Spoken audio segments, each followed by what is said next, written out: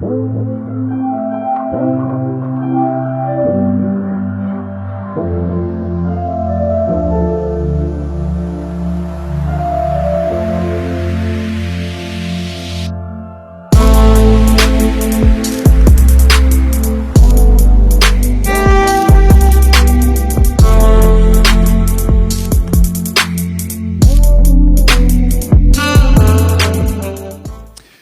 good morning, you guys. Welcome. Did anybody stay up and watch that game? Anybody see that game last night? Oh, man, talk about miracles of miracles. Holy cow, that was fantastic. So if you have no idea what I'm talking about, you saw the Death Star explode last night. It happens every now and then, and Alabama went down. But what was even sweeter was it was an unranked team. So it was just like, nah. That made the rest of us feel better. Like, my team they're okay. All right. So I live vicariously. Anyway, want to welcome you guys back to Shift. We are in a several-week series. Like, we're walking through the gospel of Jesus. The gospel is just a word that means a proclamation of a kingdom with a king. And there have been many gospels, many proclamations of kingdoms and kings. And then along comes this ragtag group of people saying, like, that's great and all good and stuff, but there's this better kingdom and a better king. And how just that simple word alone, the act of that alone was how it was subversive to the actual kingdoms in place. And last week we took a look at the other side, right? We took a look at where Jesus took his disciples to the other side of the lake, and on the other side of the lake were the icky pagans, right? The people you did not hang out with, the people that you would never be caught dead with. And Jesus goes out of his way to take them to a place that they would have never gone on their own. And we see Jesus encounter this man that had been possessed apparently by demons and had been pushed to the margins of society, the absolute furthest away. He lived in caves and tombs, right? And he has this radical encounter with Jesus. His life has just completely changed. And instead of allowing this man to come with him, he says, no, I just need you to go back and I need you to tell your story. And the next time, the only other time that we see Jesus and his followers show back up in the Decapolis, which is the other side, he's met by thousands of people. And we saw this idea that just one person with a radical encounter with Christ, the difference that they can make just by telling their story, sharing that with others. And so we're going to continue on. We're actually going to be in the book of Mark again because Mark gives some details to this story that Matthew doesn't. And so we're going to be taking a look at where Jesus is just simply, he's in a house. He's in somebody's house, and he's teaching and what happens in there. So we're going to be in Mark chapter 2. Mark chapter 2, we'll be there all morning except for one little bit at the end. And again, you can find it in that YouVersion event. You can just click on the update for our part of it. We'll have it up here on the screen, and you can, obviously open your own Bible if you have it. All right? So Mark chapter 2. A few days later, when Jesus again entered Capernaum. Now, Capernaum, just for some context, is the really religious area. It's known as the Triangle. That's where the Pharisees are, which is the group of people that Jesus spent the most amount of time with, and probably aligns with his worldview more than some of the others. Anyway, so again, entered Capernaum. The people heard that he had come home. They gathered in such large number that there was no room left, not even outside the door, and he preached the word to them. Some men came, bringing to him a paralyzed man carried by 4 of them. Since they could not get him in to see Jesus, because of the crowd, they made an opening in the roof above Jesus by digging through it and then lowered the mat the man was laying on. When Jesus saw their faith, he said to the paralyzed man, "Son, your sins are forgiven." Which is, I think this story is hilarious. You've got this house. Basically, it was called an insula. It was a larger home. All of these people are jam-packed in there to hear this rabbi. He's come home. This isn't uncommon for people to pack a house because this rabbi's there. He's garnering some attention. They all want to see what this dude's talking about. And while he's talking, and now Now, one of the things that we have to understand is that rabbis never do anything just haphazardly. Like there was always a reason that Jesus did something. And as he's talking, it doesn't say, but I'm curious. I would love to know as these guys show up and they start digging through the roof, which is hilarious, number one. What did Jesus do? Did he just keep teaching as like mud and stuff started falling on him and he just like ignored it and people are like, what's going on here? Or did he just like wait for the hour or however long it took for them to dig through the roof and he just sit there staring up like awkward silence? I would have loved to know what Jesus actually did here. But we see that, it doesn't tell us, we see that all of a sudden this hole is opened in the roof and this mat is lowered down with this man laying on it. And it says something interesting, that Jesus saw their faith. Faith is seen. Faith is something that's seen. Jesus saw their faith. And, I'm sure that they believed that Jesus could do what he's getting ready to do, because, spoiler alert, he heals the guy. I'm positive that they believed that Jesus could do it. But what would have happened if they had showed up believing that Jesus could heal this man, and then saw the crowd and then didn't do anything?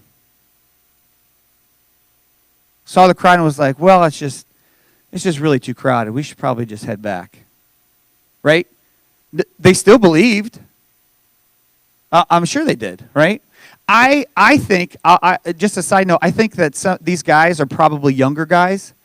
And I know that because I'm thinking at my age, there's no way in the world I would have been like, you know what? The next logical step here is to go up on the roof and dig a hole. But I'm thinking of myself at like 22. That would have been the absolute plan. Like, how do we get in there? It's jam-packed. Oh, I've got it. Let's climb the house and dig a hole in the roof because that's smart. I just picture these guys being younger guys. But that's what they do. Which leads me to like multiple questions. This is how my mind works. Like I'm thinking, okay, obviously they believed because they brought the guy, right? They brought their friend, so they believed this. But it wasn't just the fact that they had faith that Jesus could do it. Like they took part in this because then they had steps that they did to get in front of Jesus, right? Jesus saw their faith. So that makes me ask, like, how good is faith if we just say we believe? Right, and this is echoed later on in another New Testament letter called James, but how good is faith if we just say we believe? Like, does that actually change anything? If we just show up at a gathering like this, and that's it, does this change anything? Does showing up together impact anything in our city if that's all we do? Like, I'm not saying that these aren't important. I believe that these are important. I just think that part of what we've gotten wrong in our culture is that like we've made this the entire thing.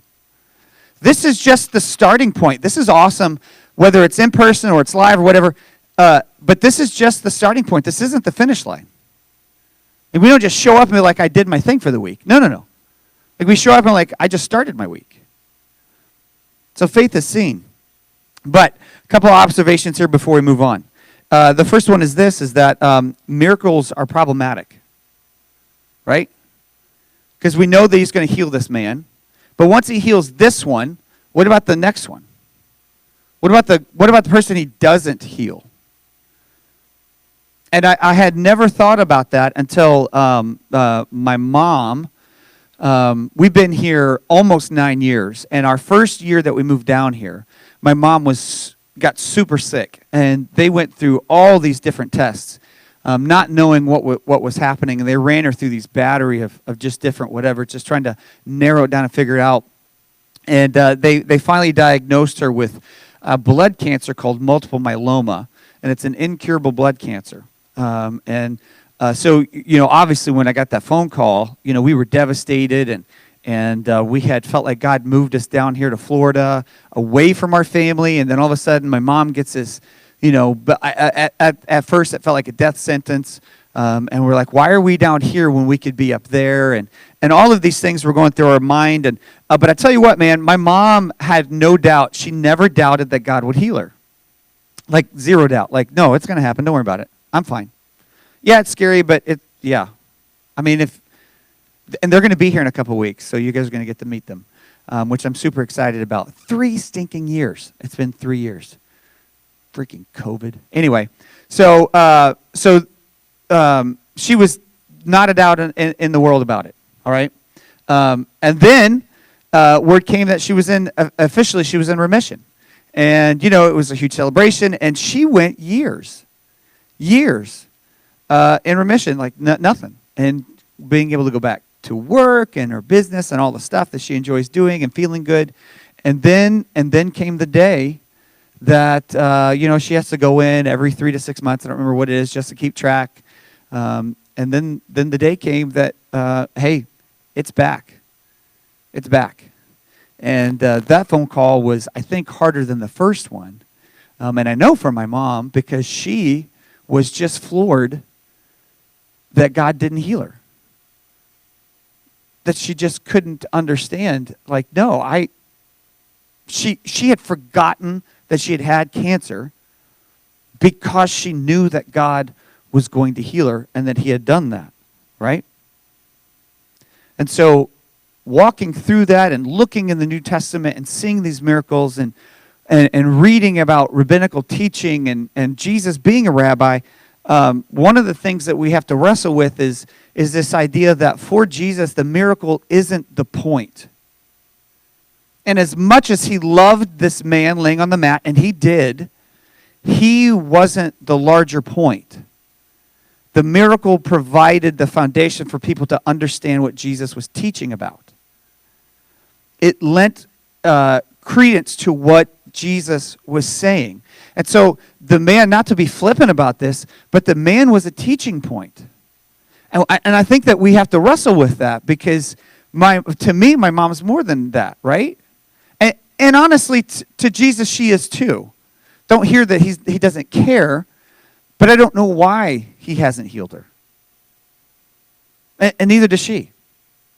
And I don't know that we're ever going to get an answer to that. But Jesus heals this paralyzed man, and the healing isn't the point. We're not exactly sure what Jesus is teaching on during this time period. But I think what Jesus says to the man gives us a clue to what Jesus was actually teaching about. Because have you ever if you've read this story, like here's this paralyzed guy, right? His friends dig a hole in the roof. They destroy whoever's home that is, the property. Dude, I would be so ticked off if somebody put a hole in my roof. That's great. I'm glad you love your friend. Who's paying for my roof? Right? And they lower this guy in, and what does Jesus say to him?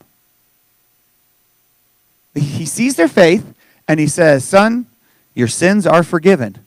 Now, if I'm the guy on the mat, I'm thinking to myself, or maybe even saying like, thank you, that's great, yay God, but could we, I got lowered, I'd like to do something about this if you could.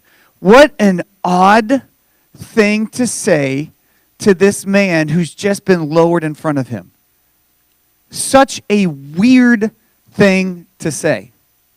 Just notice if you see stuff in the Bible and it's like a really weird detail or a weird that's odd. Why would that means that there's something deeper happening? Like we just usually just kind of glance right over it, fairy tale it, and keep moving on, because for some of us that have been in the church, we've read it a million times.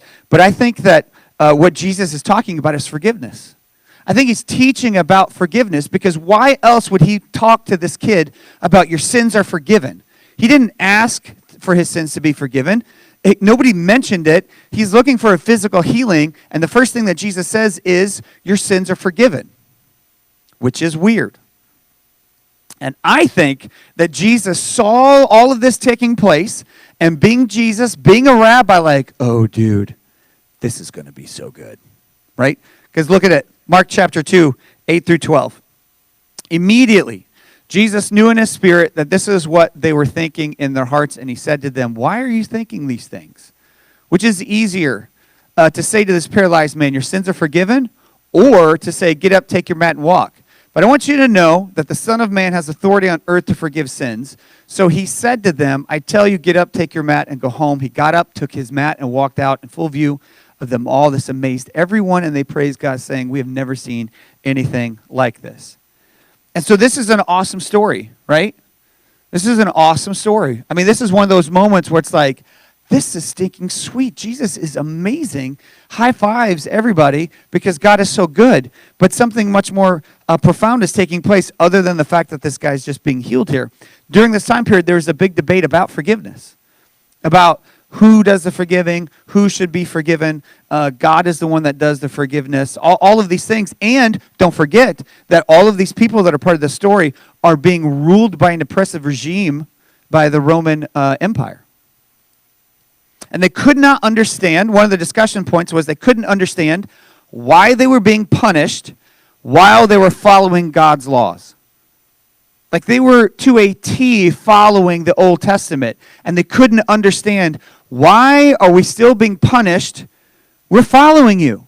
Like it made sense in the Old Testament. You see this several times where the Israelites just like, we're not following God. We're gonna go do our own thing, and they get conquered by another empire, the Babylonian Empire, and they're taken away. They're in exile, and they figured out, okay, it's because we weren't obeying that God allowed for this to happen, which is a whole other topic that we won't get into this morning. But okay, in their minds, it made sense. Like it made sense that God would allow this to happen to bring us back into the fold, but we're actually doing what he wants us to do, and yet we're still being punished, so we don't understand what's going on here.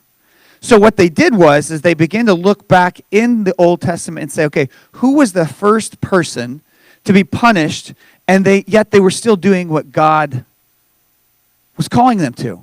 And they looked from the very beginning, they looked in the story of Cain and Abel, right? Cain and Abel, where Cain murders his brother out of jealousy for God accepting Abel's offering and not Cain's, and Abel was murdered by his brother for doing what was right. And they said, oh, okay, so this does happen. This does happen. Like, so we got to continue to do what we do.